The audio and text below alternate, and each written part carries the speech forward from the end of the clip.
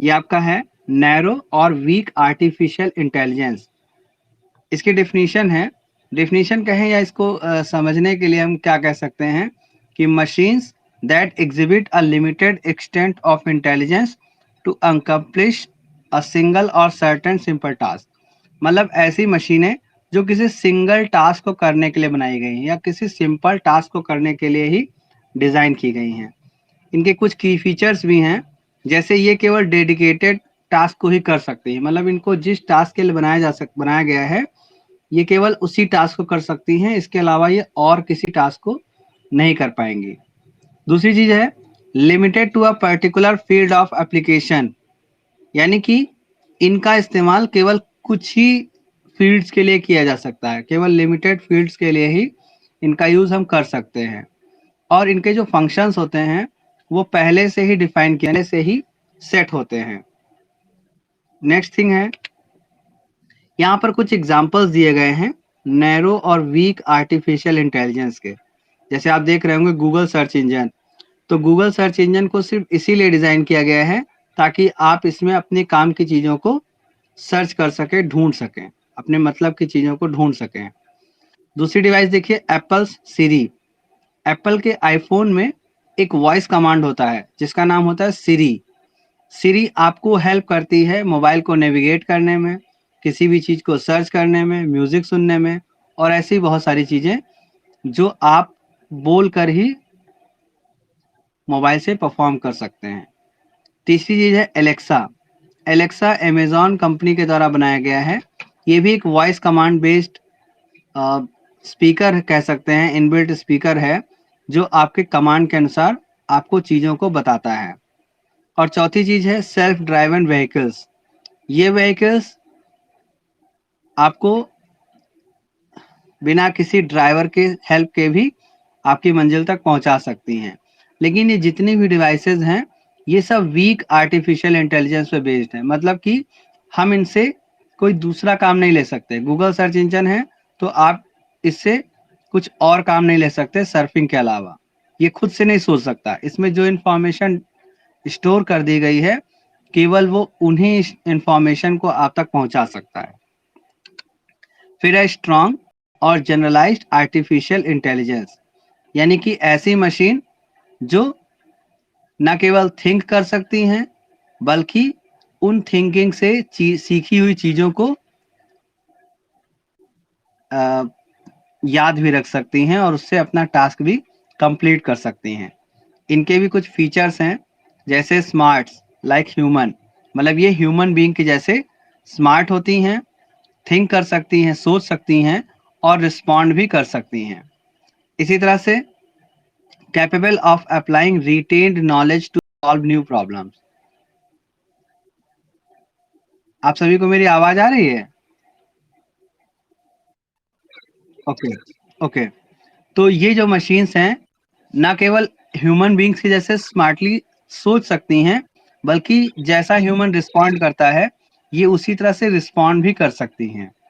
दूसरा की फीचर इनका है capable of applying retained knowledge to solve new problem, यानी कि इनके अंदर इतनी कैपेसिटी होती है कि ये कोई स्टोर्ड मेमोरी, स्टोर्ड नॉलेज के आधार पर ही ये नई नई प्रॉब्लम्स को भी सॉल्व कर सकती हैं।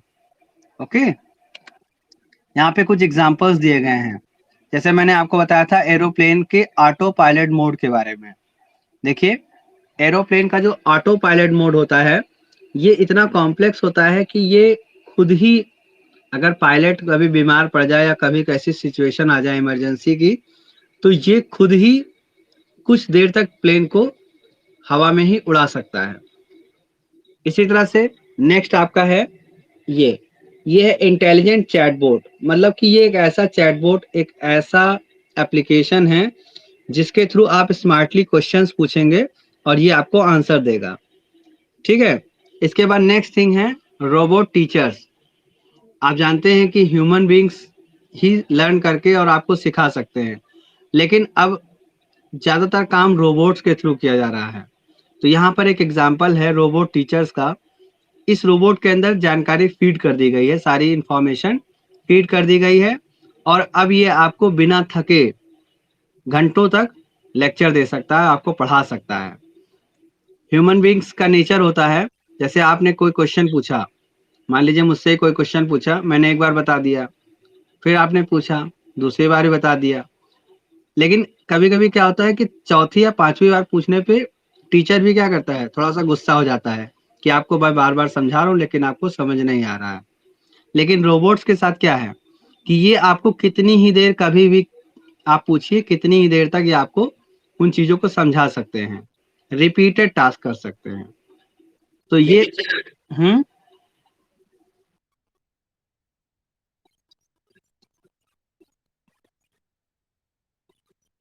हाँ, वो बात आपकी सही है। तो कुछ ह्यूमंस की कैपेसिटी अलग होती है, रोबोट्स की कैपेसिटी अलग होती है। लेकिन यहाँ पे बात हो रही है स्ट्रॉन्ग आर्टिफिशियल इंटेलिजेंस की, यानी कि इनको इतना कैपेबल बनाया गया है कि ह्यूमन बीइंग जितना सोच सकता है, ये रोबोट खुद भी उतना सोच सकते हैं। हालांकि ये मशीन्स अभी अंडर डेवलपमेंट में ही हैं, अभी बहुत ज़्यादा इनका डेवलपमेंट नहीं हुआ। ये तो कुछ सिंपल से एग्जांपल्स हैं, अल्टरनेटिव्स हैं। ठीक है, आपने देखा होगा, मैंने बताया था कि माइक्रो सर्जरी जब होती है, किसी आदमी का ऑपरेशन होता है, तो बहुत सारी चीजें ऐसी होती जो ह्यूमन बींग्स के बस की बात नहीं होती। ठीक है, तो वहां पे रोबोट्स का यूज किया जा सकता है।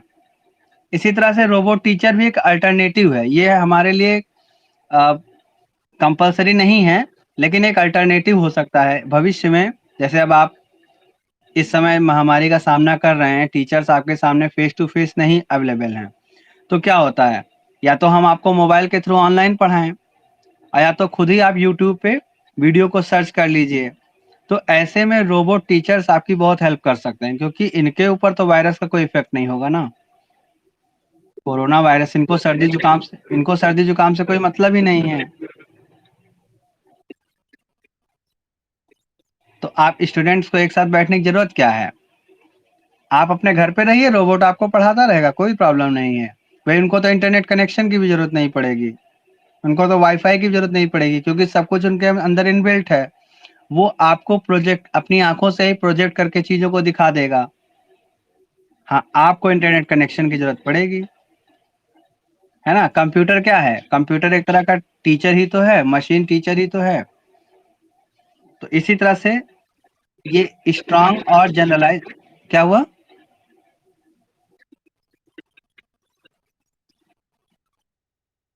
अगर इनके अंदर प्रोग्रामिंग की गई होगी कि आप शैतानी करेंगे और आपको डांटना चाहिए, तो डांट भी सकते हैं। भाई मार तो नहीं सकते, मारेंगे तो इनकी मार आप बर्दाश्त नहीं कर पाएंगे, क्योंकि मशीन होती है ना। तो वो विकल्प नहीं है, यहाँ पे विकल्प ये है कि अगर कोई टीचर मौजूद ना हो, कोई अल्टरनेटिव, तो रोबोट टीचर आपकी हेल्प कर सकता है। ठीक है, नेक्स्ट थिंग है आपका AI types on the basis of functionality. मतलब एक कैटेगरी मैंने आपको बताई थी कैपेबिलिटी के आधार पर, और दूसरी है फंक्शनैलिटी के आधार पर। मतलब जो भी एआई है वो फंक्शनैलिटी के आधार पर किन कैटेगरीज में डिवाइड की गई है। जैसे पहला है रिएक्टिव मशीन्स, दूसरा है लिमिटेड मेमोरी, तीसरा है थ्योरी ऑफ माइंड, और चौथा है सेल्फ अवेयरनेस। तो इसमें भी मैंने आपको बताया था कि रिएक्टिव मशीन्स क्या है, लिमिटेड मेमोरी क्या है, थ्योरी ऑफ माइंड क्या है, सेल्फ अवेयरनेस क्या है। तो यहाँ पे देखिए, पिक्चर्स में आप देख रहे होंगे कि एक आदमी है जो मशीन के साथ चेस खेल रहा है ना। तो हाँ, तो यहाँ पे क्या है, A reactive machine knows how to respond to a particular stimulus। मतलब एक रिएक्टिव मशीन वो मशीन होती है जिसे पता होता है कि हम सामने वाले के रिएक्शन के आधार पे क्या रिस्पांस देंगे। जैसे देखिए, रोबोट ने कोई चाल चली तो ह्यूमन बीइंग ने दूसरी कोई चाल चल दी। अब उसी के अकॉर्डिंग रोबोट फिर क्या करेगा, दूसरी चाल चलेगा। तो यहाँ पर क्या है, यहाँ पर हम कुछ रूल सेट कर देते हैं, कुछ लॉजिक अप्लाई, मतलब कुछ लॉजिक सेट कर देते हैं जिनके बेसिस पर ये मशीन्स काम करती हैं। आपने स्ट्रेटेजिक गेम्स खेला होगा, जैसे टेकन 3 के मैंने आपको ऑलरेडी बताया हुआ है कि टेकन 3 जो गेम होता था, उसमें 2 प्लेयर बैठते थे, या जब आप कंप्यूटर से कोई गेम खेलते हैं तो कंप्यूटर आपकी चाल के हिसाब से दूसरी चाल चलता है। तो यहाँ पर ये जो है रिएक्टिव मशीन्स का एक एग्जाम्पल माना जा सकता है। सेकंड है लिमिटेड मेमोरी। ये मशीन भी क्या होती हैं, सिंपल टास्क ही कर पाती हैं, जैसे कि नैरो और वीक वाले में मैंने बताया था, लेकिन इनके अंदर क्या है, इनके अंदर कुछ मेमोरी स्टोर की गई है, कुछ चीजें यहाँ पे इंफॉर्मेशन स्टोर की गई हैं। हालांकि वो ज्यादा नहीं स्टोर की गई, लेकिन कुछ चीजें हैं, जैसे रूट। सेल्फ ड्राइवन कार आपको दिख रही होगी, तो इनके अंदर क्या फिट किया गया, इनके अंदर रूट सेट किया गया है। इनके अंदर ड्राइविंग कमांड सेट किया गया है, कैसे आपको एक्सीलरेटर लेना है, कैसे स्टीयरिंग को आपको कंट्रोल करना है, कैसे आपको लाइट्स को कंट्रोल करना है। और साथ ही देखिए यहाँ पर एक रूट मैप बना हुआ है बीच में। ये रूट मैप आपको बताता है कि आपका डेस्टिनेशन क्या है, आप किस शॉर्टेस्ट रूट से जा रहे हैं। साथ ही साथ ये कुछ डेंजर सिग्नल को भी दिखाता है। यहाँ पे देखिए छोटा सा ट्रायंगल बना होगा येलो कलर का, है ना। ये बताता है कि सामने से कोई व्हीकल आ रहा है और आपको अपनी स्पीड को कंट्रोल रखना है, ताकि ये अपनी स्पीड के चक्कर में दूसरे से ना भिड़ जाए।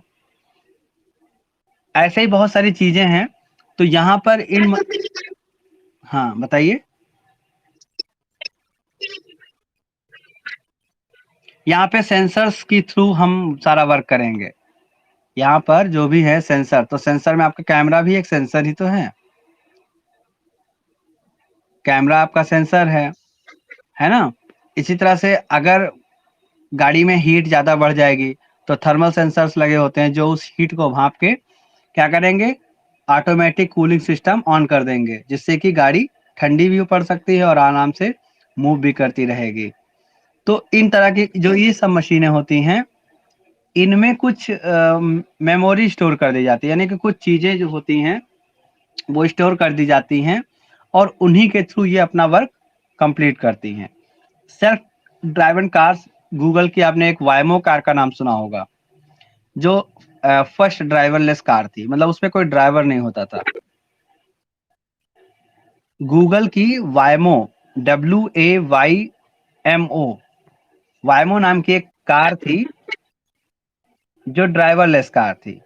तो एक्चुअली में जो ये आपको पिक्चर दिख रही है, ये उसी वायमो की ही है। गूगल ने सबसे पहले अपनी ड्राइवरलेस कार बनाई थी। अब तो टेस्ला ने भी बना ली है।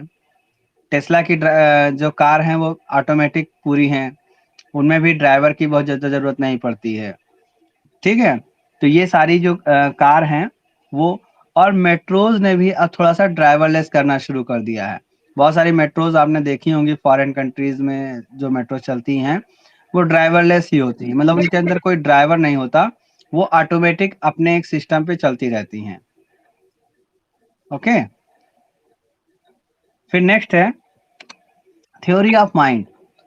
थ्योरी ऑफ माइंड एक्चुअली में कॉन्सेप्ट है, अभी इसको हम पूरी तरीके से क्या कहते हैं डेवलपमेंट में नहीं ला पाए हैं। ये जो मशीन्स होती हैं, they are able to respond suitably to others by exhibiting understanding of their emotions and gestures.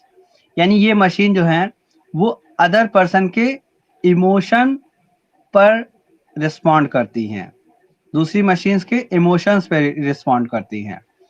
मतलब इन मशीनों के बारे में आप ये कह सकते हैं कि ये मशीनें देखती हैं, चीज़ों को ऑब्जर्व करती हैं, फिर सोचती हैं और सोचने के बाद ये रिस्पॉन्ड करती हैं।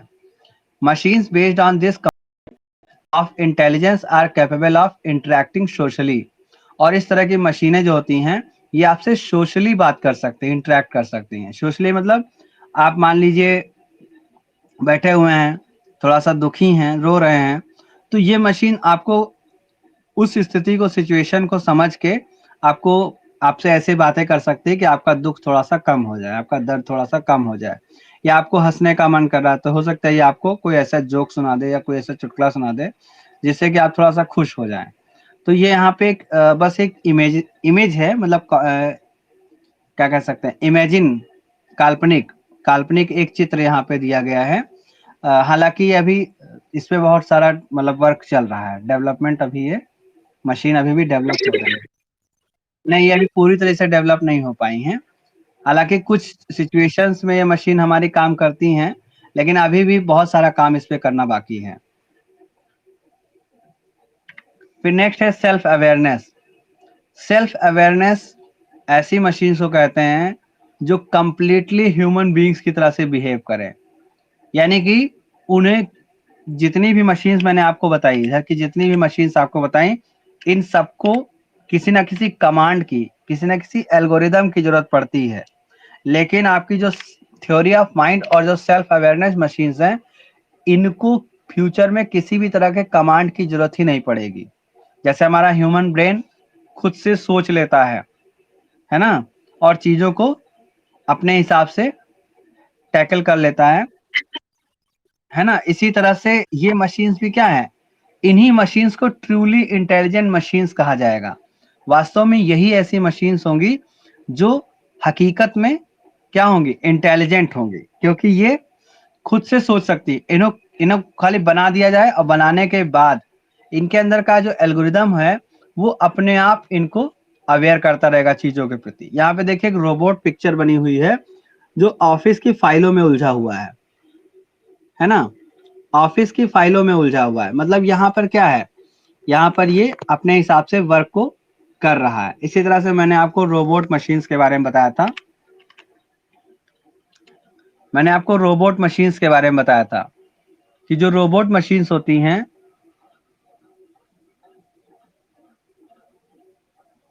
ये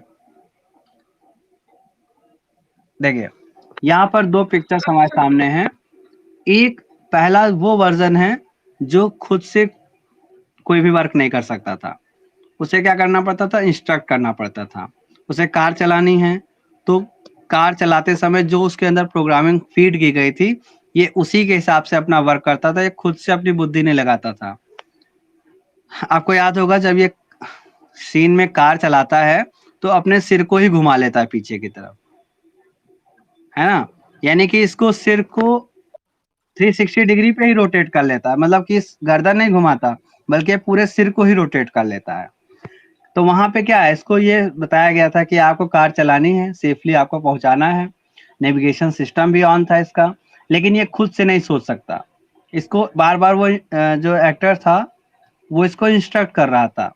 लेकिन जो इसका दूसरा वर्जन है जो आपको ब्लैक सूट में दिख रहा है, ये इसका सेकेंड वर्जन है। ये प्लानिंग कर सकता है, ये अटैक भी कर सकता है ना। इसे गुस्सा भी आता है, ये इमोशंस भी इसके अंदर हैं, फीलिंग्स भी इसके अंदर हैं। तो यहाँ पे दो तरह के जो एग्जाम्पल्स आपको दिए गए हैं वो यही बताते हैं कि किस तरह से एक एग्जाम्पल जो आपका है वो सिंपली मशीन है, मतलब एक एज ए मशीन की तरह से वर्क करता है, और दूसरा जो है ये स्ट्रॉन्ग एआई बेस्ड है। इन दोनों ही रोबोट्स को हम एक स्पेशल नाम देते हैं, इन्हें कहते हैं andro humanoid robot. Andro humanoid robot, andro मतलब मशीन, ह्यूमनो मतलब ह्यूमन, और इनका कॉम्बिनेशन मतलब मशीन और ह्यूमन बीइंग्स का कॉम्बिनेशन कह सकते हैं। यानी इनकी प्रोग्रामिंग इस तरह से की गई है कि ये मशीन होते हुए भी एक ह्यूमन की तरह से बिहेव कर सकती हैं। ठीक है,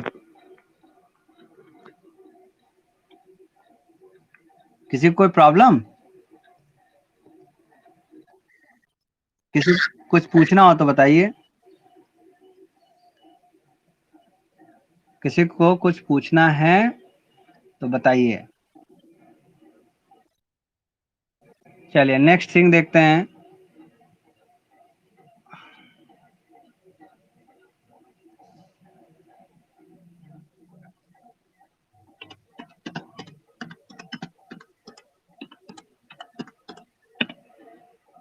कैसे एआई टेक्निक वर्क करती है, वर्किंग ऑफ एआई टेक्निक।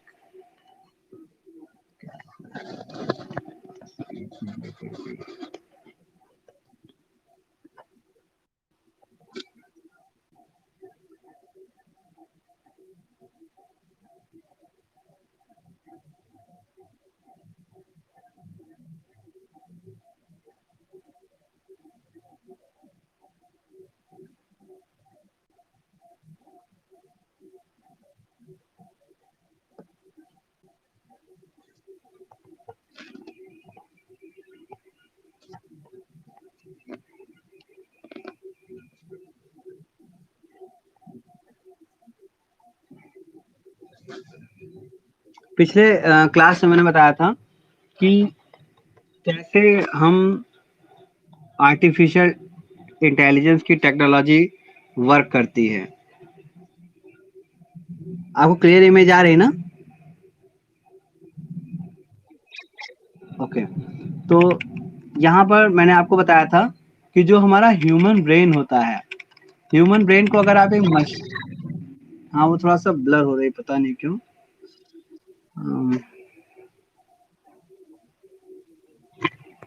एक मिनट रुकिए।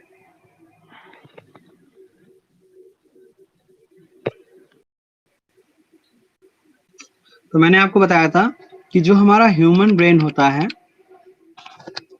वो मिलियंस ऑफ न्यूरॉन सेल से बनता है, यानी कि नर्व सेल से बनता है। यहाँ पर नर्व सेल्स का एक पिक्चर बनाया दिखाया गया है।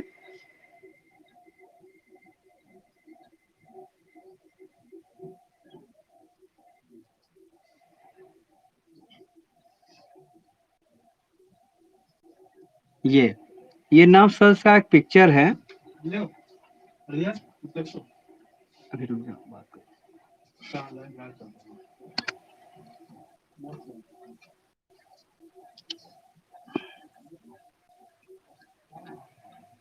ये नर्व सेल्स का एक पिक्चर है जिसमें देखिए किस तरह से इसका स्ट्रक्चर बनाया गया है। जैसे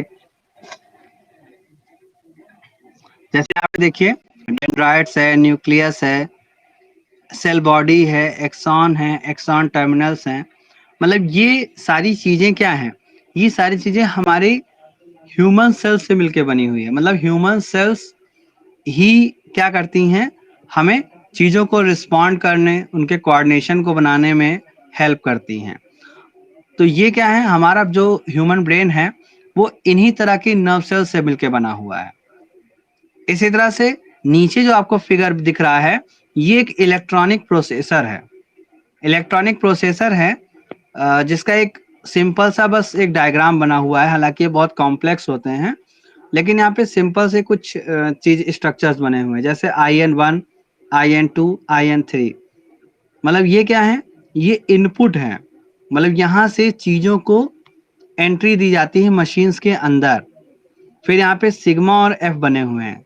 सिग्मा और एफ का मतलब होता है कि इन इनपुट्स को कंबाइन करके उनको प्रोसेस किया जाता है और प्रोसेस करने के बाद हम उस रिजल्ट को आउट कर देते हैं। यानी जो काम हमारे नर्व सेल्स कर रहे हैं नेचुरली, वही काम हम क्या करा रहे हैं? इन प्रोसेसर से करा रहे हैं आर्टिफिशियली। तो अब यहाँ पे अगर आप अपने ह्यूमन ब्रेन को एक मशीन माने तो नर्व सेल्स को आप क्या मानेंगे? नर्व सेल्स या न्यूरॉन्स को आप एक जो है किसी भी टास्क को परफॉर्म करने के लिए एक कैरियर मान सकते हैं। इसी तरह से कंप्यूटर भी एक बहुत बड़ी मशीन होती है और उसमें लगे हुए छोटे छोटे लाखों करोड़ों प्रोसेसर्स क्या होते हैं? उसके न्यूरॉन्स होते हैं और उन्हीं न्यूरॉन्स के बेस पर कंप्यूटर हमारा टास्क परफॉर्म करता है और आर्टिफिशियल इंटेलिजेंस भी इसी बेस पर काम करती है। ठीक है, इसके बाद नेक्स्ट थिंग है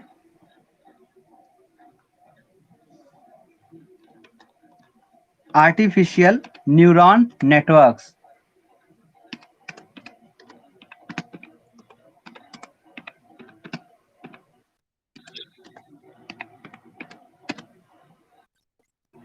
हाँ, वो थोड़ा पता नहीं क्यों ब्लर हो जा रहा है।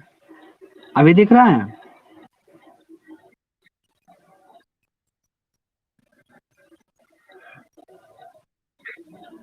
थोड़ा बहुत दिख रहा होगा, थोड़ा बहुत नहीं भी दिख रहा होगा। इसका वीडियो हम फिर आपको इसमें यूट्यूब पे अवेलेबल करा देंगे, परेशान ना हो। ठीक है, देखिए ये है artificial neuron networks. Artificial neuron networks का मतलब होता है कि छोटे छोटे प्रोसेसर से बना हुआ एक बहुत बड़ा नेटवर्क। मैंने अभी बताया आपको कि अगर कंप्यूटर एक मशीन है तो उसके अंदर एक लगा हुआ छोटा सा प्रोसेसर क्या है? उसका न्यूरॉन है। तो इसी तरह से छोटे छोटे मिलियंस ऑफ प्रोसेसर मिलकर एक न्यूरल नेटवर्क बनाते हैं।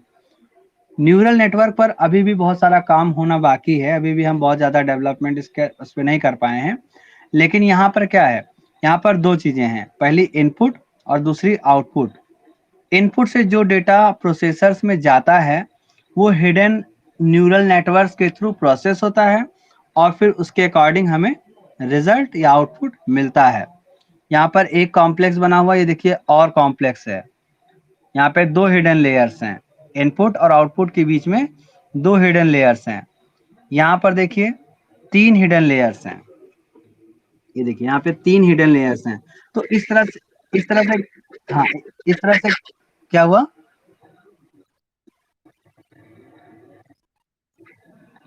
तो यहाँ पर ये सारे नेटवर्क्स मिलकर ही आर्टिफिशियल इंटेलिजेंस वर्क को परफॉर्म कर पाते हैं। क्या हुआ? हिडन लेयर ही सारे वर्क को प्रोसेस करती है। जैसे कंप्यूटर में आपने देखा होगा इनपुट आउटपुट और एक होता है प्रोसेसर।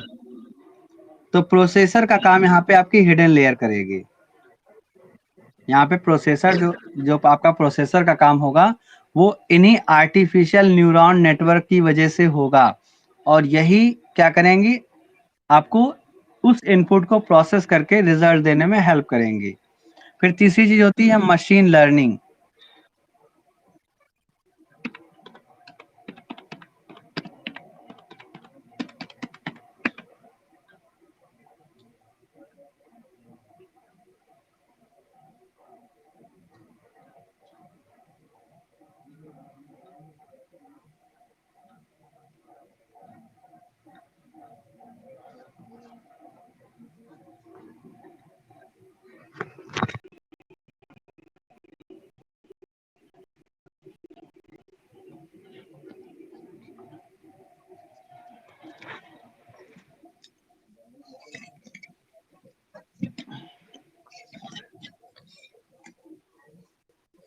नेक्स्ट थिंग है मशीन लर्निंग।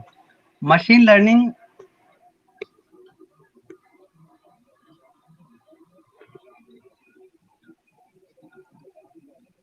मशीन लर्निंग कोई एआई कॉन्सेप्ट नहीं है, बस ये क्या है, मशीनों को सिखाने के तरीके हैं। मतलब मशीन को आप किस तरह से ट्रेन कर सकते हैं। ये एक सबसेट होता है, सबसेट का मतलब एआई का ही एक पार्ट होता है जो मशीन लर्निंग के थ्रू आता है। It enables a computer system to learn from experience without programming it further. मतलब ये कंप्यूटर सिस्टम को बिना किसी प्रोग्रामिंग के एक्सपीरियंस की हेल्प से सिखाने में कैपेबल बनाता है।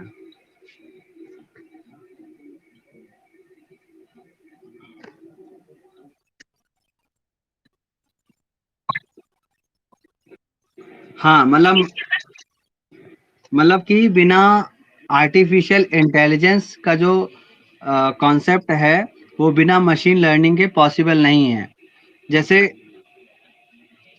मान लीजिए आप बच्चे हैं, बिल्कुल ह्यूमन बीइंग ही सिखाएगा, और कौन सिखाएगा, क्योंकि हमारे पास ही तो वो कैपेबिलिटी है।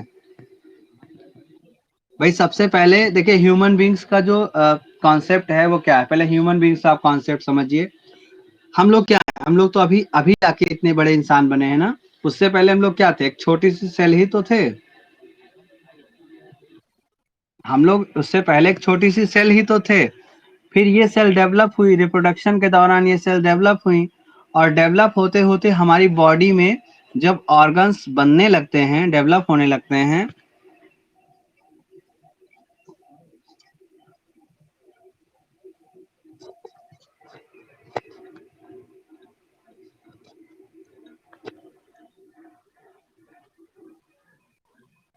जब हमारी बॉडी में ऑर्गन्स डेवलप होने लगते हैं तो ही तो ये नर्व सेल्स वगैरह बनती हैं और बनना स्टार्ट होती हैं। तो मशीन जब भी आप बनाएंगे तो सबसे पहले आप क्या करेंगे, सबसे पहले आप उसको क्या करेंगे, न्यूरॉन्स नेटवर्क्स यानी कि प्रोसेसर देंगे, प्रोसेसर का डेवलपमेंट करेंगे। फिर प्रोसेसर का डेवलपमेंट करने के बाद क्या हुआ,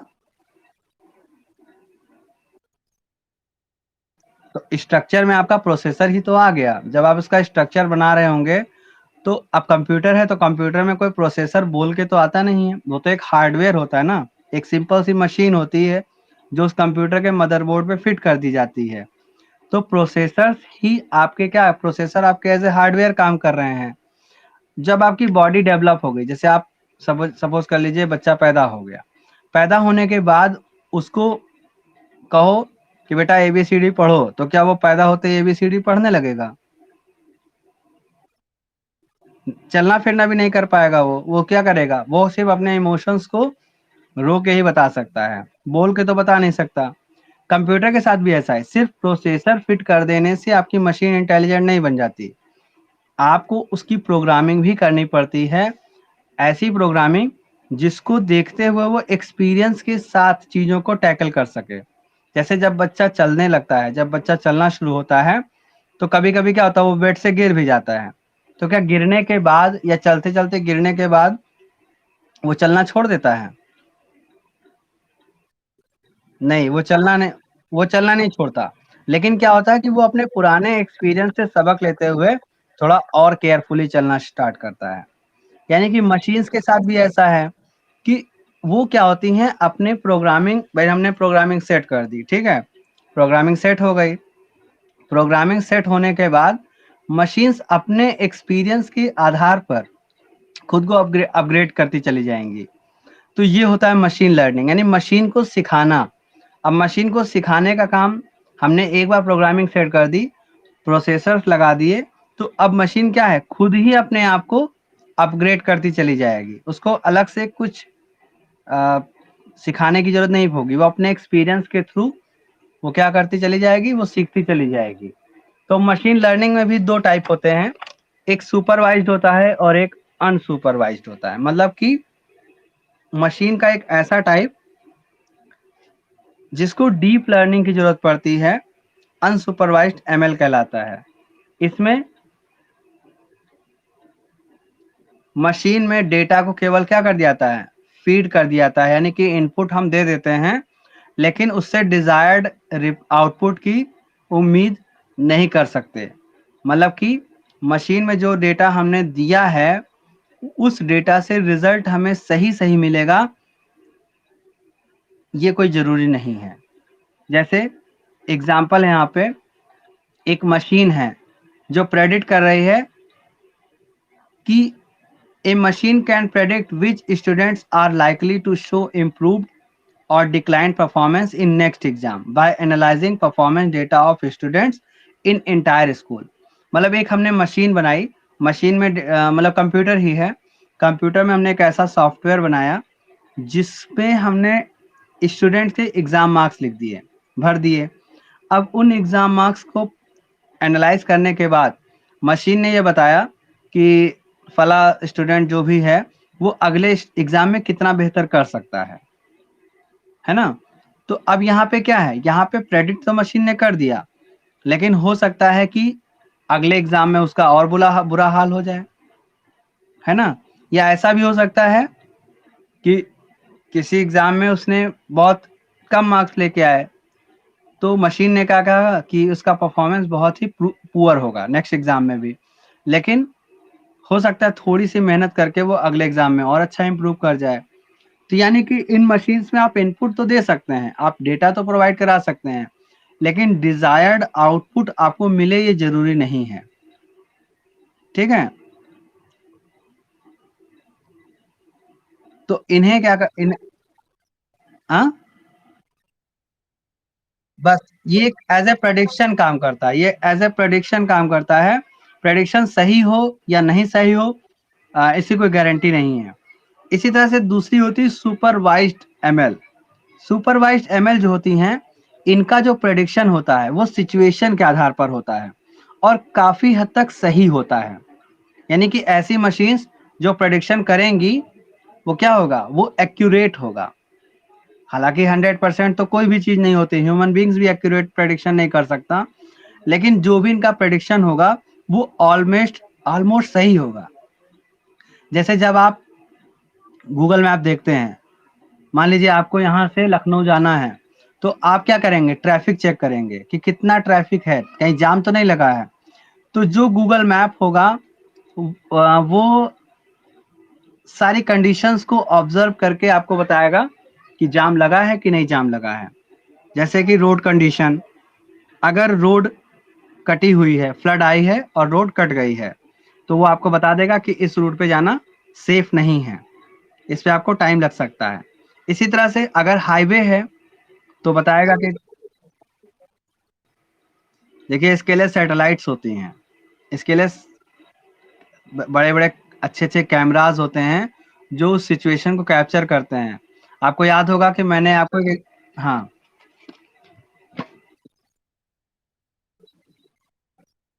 हाँ, देखिए मैं आपको वीडियो भी उसका दिखा दे रहा हूँ। उसका नाम कुछ याद नहीं आ रहा है।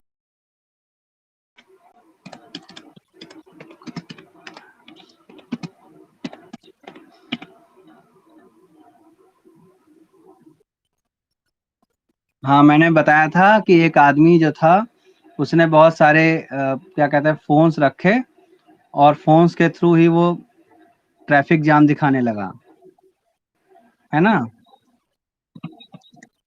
हाँ, कितने फ़ोन थे मुझे याद नहीं आ रहा है।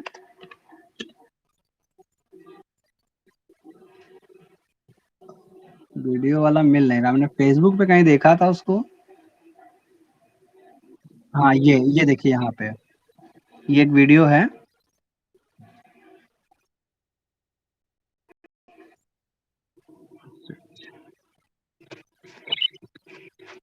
थोड़ा-सा नेटवर्क स्लो है।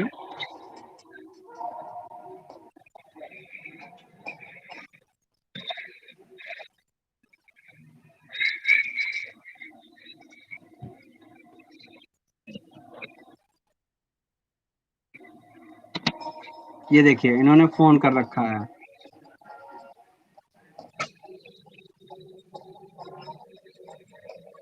रोड ऑलमोस्ट खाली है, लेकिन गूगल मैप क्या दिखा रहा है देखिए। ये जो रेड मार्क आपका दिख रहा है, ये ट्रैफिक जाम को दिखा रहा है। देखो, रेड मार्क नहीं दिख रहा है? ये देखिए रेड होता चला जा रहा है। वो आदमी आगे बढ़ रहा है। हाँ, खाली रोड पे ही आगे बढ़ रहा है, लेकिन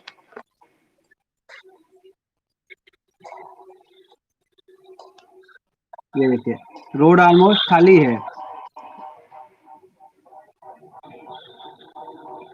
केवल इसने फ़ोन के जीपीएस को ऑन कर रखा है।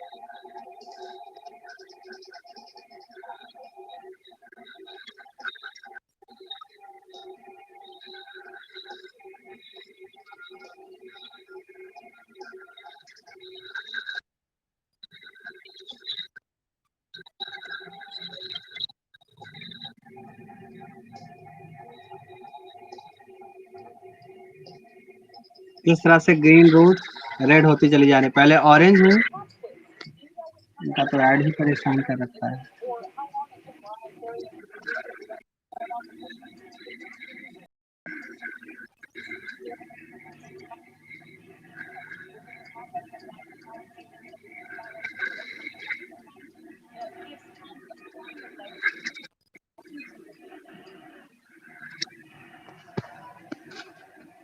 तो ये जो चीज़ें होती हैं, ये सुपरवाइज़्ड मशीन लर्निंग का एक एग्ज़ाम्पल होती हैं।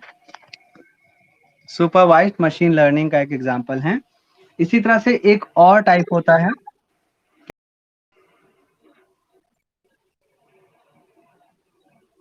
कुछ कह रहा था कोई?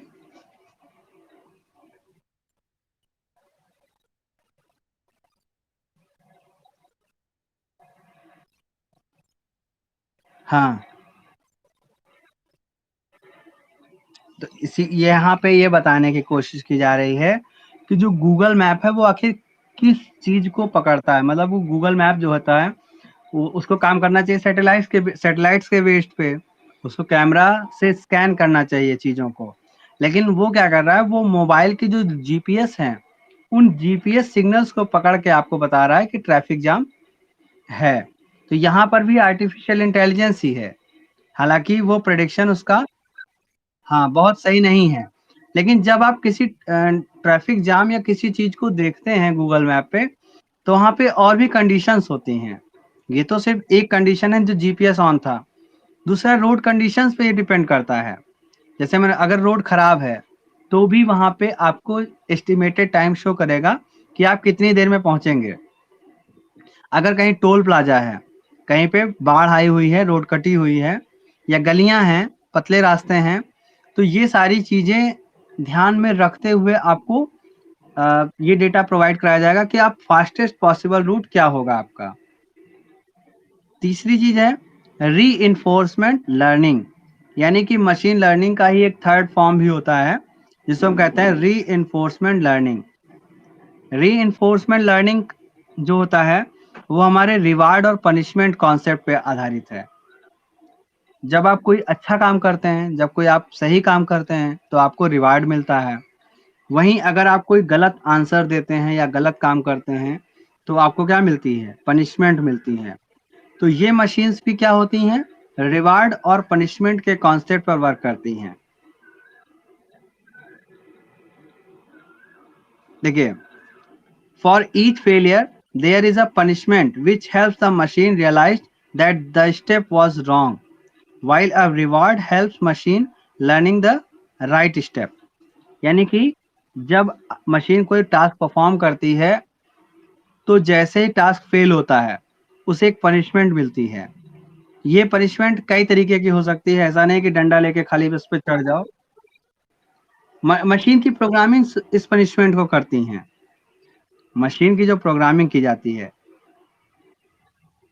ठीक है। जैसे एग्जांपल के तौर पे an AI system is designed to find the shortest and fastest route between 2 points। यानी एक AI सिस्टम मान लो कोई है जिसको डिजाइन किया गया है कि वो सबसे छोटा और सबसे तेज रूट फाइंड कर सके। 2 पॉइंट, किसी भी 2 पॉइंट के बीच में सबसे छोटा और सबसे फास्ट रूट फाइंड कर सके। अब मान लो आप मूव कर रहे हैं और जैसे मूव करते करते मशीन ने बताया कि आपको लेफ्ट जाना है और आप राइट चले गए, तो तुरंत मशीन आपको अवेयर कर देगी कि नहीं नहीं, रॉन्ग टर्न, रॉन्ग टर्न। और आप फिर उसके बाद क्या करेंगे? दूसरी स्टेप में बढ़ जाएंगे। ठीक, यानी कि इट लर्न्स दैट मूवमेंट और turn was wrong, so next time it tries the alternate path which let it move further distance until another obstacle। यानी कि अगर आप कोई फास्टेस्ट रूट कवर कर रहे हैं, जा रहे हैं, या मशीन ही मान लो फास्टेस्ट रूट का डेटा तैयार कर रही है, तो वो आखिर कैसे तैयार होगा? मान लो मशीन ने रोड को एनालाइज करना शुरू किया और रास्ते में कोई ऑब्स्टेकल आ गया, तो वहां पे एरर का मैसेज आ जाएगा। तुरंत एरर का मैसेज आ जाएगा, जिससे कि मशीन को यह पता चल जाएगा कि हाँ, हमने कुछ गलत रूट ले लिया है। और फिर वो उस रूट को आइडेंटिफाई करके दूसरा वे ढूंढेगी। दूसरा वे ढूंढने से क्या होगा? उसको रिवार्ड मिलते रहेंगे, यानी कि उसको पॉइंट्स मिलते रहेंगे, और तब तक जब तक कि वो अपने सही रूट पे ना पहुंच जाए। बिल्कुल वैसे ही जैसे आप गेम खेलते हैं। जब आप गेम खेलते हैं तो जब आप सही डायरेक्शन में जा रहे होते तो आपके स्कोर बढ़ते चले जाते हैं। जैसे ही आपके कोई रॉन्ग टर्न या कुछ ऐसा आता है तो गेम ओवर हो जाता है ना। टेम्पल रन मान लो खेल रहे हो या सबवे सर्फर खेल रहे हो।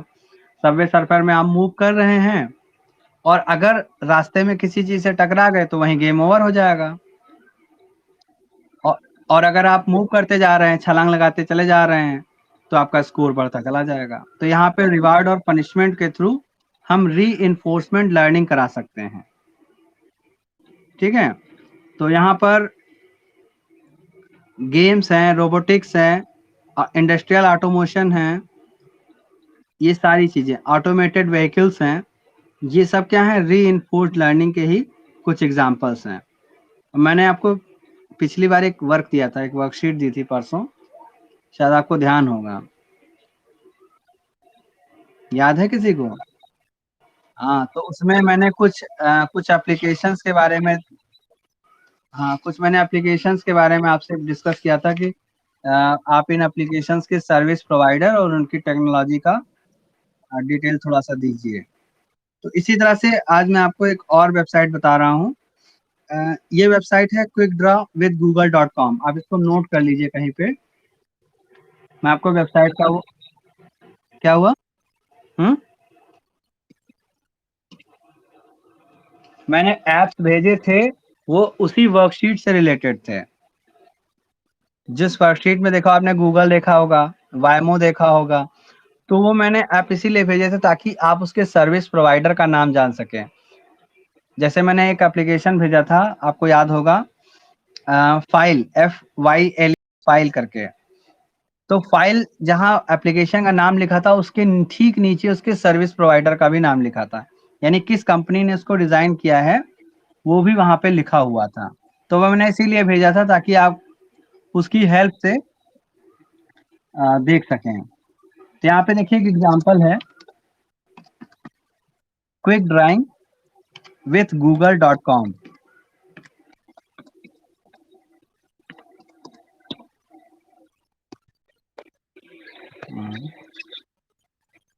क्विक ड्रॉ है।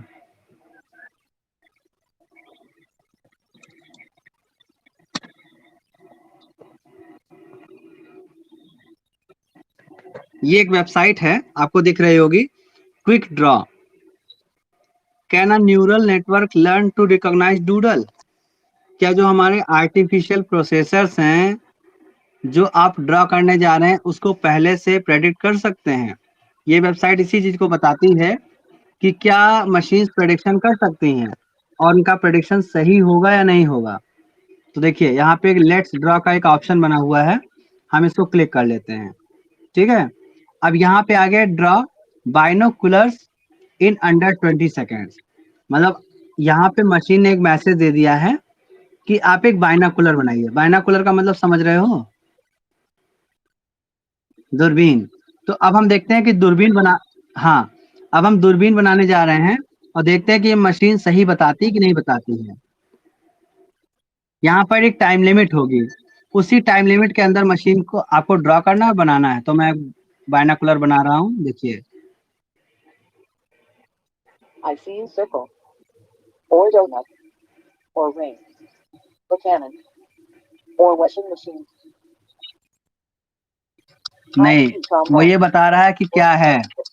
इन्होंने ट्रम्पेट बताया, I couldn't guess it. इनका गेस सही नहीं रहा।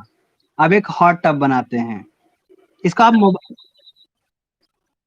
सुनो, असल में हम कंप्यूटर पे बना रहे हैं, तो कंप्यूटर पे माउस तो मेरे पास है नहीं, टच स्क्रीन है। मोबाइल पे आप बहुत अच्छे से बना सकते हैं और केवल 20 सेकंड से आपको मिलेंगे।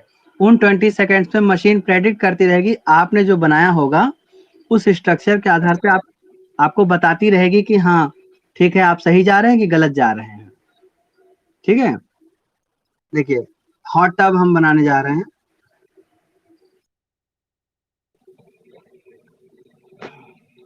हॉट टब, देखते हैं हॉट टब का क्या होता है। I see a string bean. पहले ने स्ट्रिंग बीन लगा, फिर बनाना लगा। Or pool. I see watermelon. So I know it's hot tub. देखो जान गई हॉट टब है। मरमेड तो मुझे भी नहीं पता कि मरमेड क्या है, तो हम एक छोटी सी डॉल बना देते हैं, देखते हैं कि I doll. see a circle, or potato, or mouse, or penguin, or kangaroo. I see a camel. Or जो बना पा रहे बना रहे हैं। turtle. हाँ, अब ये सी टर्टल बता रहे हैं, टेडी बियर बता रहे हैं। bear, or dog, or sorry. ये तो सामने खड़ा हुआ था ना। अब ये क्या है, कैमल। कैमल एक ड्रॉ करना, देखिए कैमल ड्रॉ है। अरे अब आपका हाथ तेज चल रहा होगा तो आप कर सकते हैं। लो 20 सेकंड ऐसे ही बीत गए तुम्हारी बातों से ही। Floor lamp. I see diving board, or lollipop. So I know. Floor lamp बन गया। सर्कल, अब देखो circle. I see meat. I see octagon, or smiley face. So I know. It's circle. मैं देख रहा था कि वो ड्रॉ कर पा रहा है कि नहीं, तो मैंने ये सारी चीजें बनाई। मैंने एक बाइनोकुलर बनाया, हॉट टब बनाया, एक छोटी सी डॉल बनाई जिसको मुझे पता नहीं था, कैमल बनाते बनाते रह गए, टेबल लैंप बनाया और एक सर्कल भी ड्रॉ किया। तो हाँ,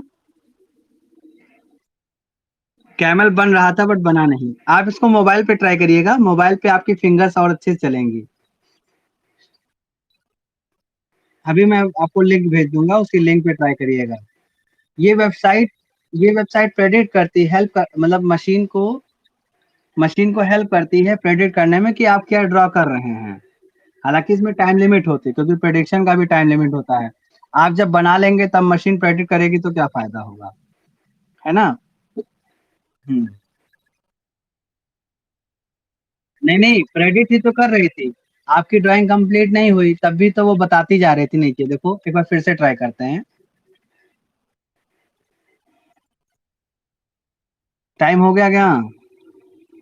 देखो इन्होंने कहा है, पता नहीं, मुझे नहीं पता। चलिए ठीक है, इस लास्ट को देख लीजिए। जैसे काऊ है, तो अब यहाँ नीचे देखिएगा, यहाँ पर देखिएगा। ये तो दिख ही नहीं रहा है, पता नहीं क्यों ब्लर दिख रहा है। I see rainbow. ये देखो रेनबो Or कह रही ना, sunshine. Or umbrella. ये यहाँ देखिए, Or cloud. I see telephone. दिख ही नहीं रहा है। चलिए कोई बात नहीं, आप इसको ट्राई करिएगा, हम इसका लिंक I भेज couldn't देंगे, guess it. ठीक है।